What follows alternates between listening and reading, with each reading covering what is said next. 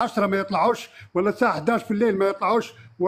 وريني مقاطع في مصر مثلا، وريك مقاطع في بعض الدول العربية بعد المغرب نفس الفراخ الدجاج، بعد المغرب تلقاهم في البيوت يناموا، تلقاه خايف ما يمشيش مع بنته لأنه خايف يخطفوا بنته، تلقاه حتى الفلوس خايف يخطفون منه، لما يرقد في البيت خايف أي قذيفة تسقط عليه ولا صاروخ يسقط عليه، لما يكون في الشارع خايف من طلقة تصيبه او تصيب احد ابنائك. بس انت في مصر ما عندكش، حفظها الله وان شاء الله ديما محفوظه مصر.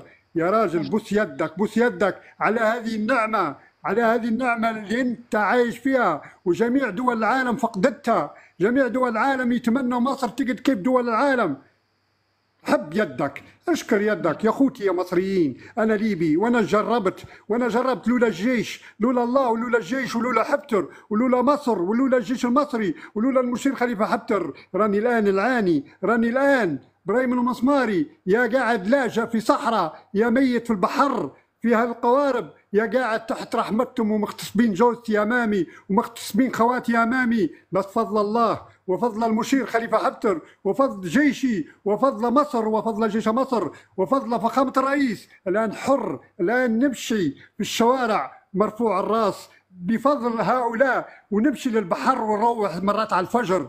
فذلك انتم يا مصريين، يا مصريين، يا شرفاء، يا عظماء، خلوكم في هذه النعمه، ما تسمعوا كلام اعدائكم يدمروا بلدانكم. وانتم شفتوا الاخ اللي لوطه كتب حتقسموا الى 4، هو كتبها، هذا هو مقصدهم، هم يحكوا في الحقيقه، يبي يخربوكم، يبي يقسموا مصر، يبي يدمروها، بيغتصبوا نساءكم، هذا هو اللي جايب الكم، هذه هي التطور اللي جايبينها لك، هذه هي الحضاره اللي جايبينها لك. لذلك احترسوا يا مصر على مصر، احترسوا يا مصريين على مصر، ما تجربوش وما تعملوش ما عملنا نحن. لنا كم يوم نحكوا لكم، نحن جربنا، ما في سيارات فاهرة ولا في فلل ولا في شيء ولا في رواتب ولا في كيلو سكر بجنيه ولا في رغيف، هذين كلهم مش حتحصلهن، هذين كلهم تقعد في الحلم، تقعد عايش في ظلام كيف ما عشنا زمان في الظلام. حتقعد الرغيف الخبزة بالطوابير، الغاز حيقعد بالطوابير، البنزين حتقعد بالطوابير، وتقعد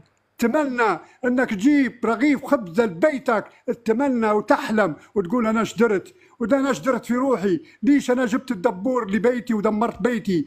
لذلك احترسوا يا مصريين، لان هذه هي ثقافتهم، هذه ثقافه الاخت اللي تحكي عليكم، هذه هي ثقافه الناس اللي يطلعوا يحكوا على مصر وعلى جيش مصر، يبولكم الدمار، يبي يغتصبوا نساءكم، يبي يدمروكم، يبي يحرقوا متاجركم، يبي يقتلوا مواشيكم، يبي يدمروا حتى زراعتكم ومصانعكم ومستشفياتكم، يبوا يخلوا مصر دمار كيف سوريا والعراق واليمن. اصحوا يا مصريين، اصحوا يا مصريين، حتى رئيسكم قال هالكم، قال لكم احترسوا، ما تجربوهاش شخرة تاني، وانتم جربتوها لما تسيطروا عليكم الاخوان، شفتوا بولادكم يرموا فيهم من فوق العمارات، وشفتوا في الرابعه العدويه، وشفتوا السجون لما اقتحموهن، وشفتوا قعدتوا انتم خايفين يا مصريين، قعدتوا تمسكوا في نوبات وتمسكوا في حراسات، ودرتوا برنامج انكم عاش ترقدوا لانكم خايفين حرامي يخش عليكم.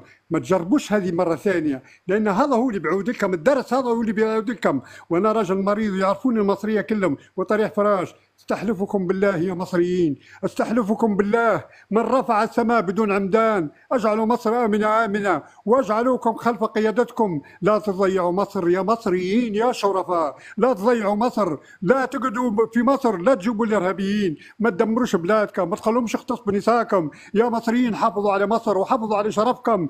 أنا أناديكم واصرخ وقلبي متقطع، والله أصرخ، وأنا أتمنى من الله سبحانه وتعالى يحمي مصر من هؤلاء الصعاليك، احميها يا الله، احميها يا الله، احميها، ونزل جند من عندك يا الله، وابعد عنهم كيد الكائدين يا الله، ابعد عنهم كيد الكائدين يا الله، والراحة يا أستاذ ارحم إبراهيم مصر يا عشان الله. تعبان، الله يشفيك ويعافيك ويحفظك يا رب العالمين. انت جميل خالص، انت والله احنا بنحبك كلنا والله يا استاذ ابراهيم، ربنا يشفيك ويعافيك يا رب يا حبيبي يا رب. ربنا يشفيك ويعافيك يا عم ابراهيم. لا حول ولا قوة إلا بالله العلي العظيم. الله يدوم علينا الستر والصحة والعافية، ويدوم علينا الأمن والأمان. اللهم امين يا رب.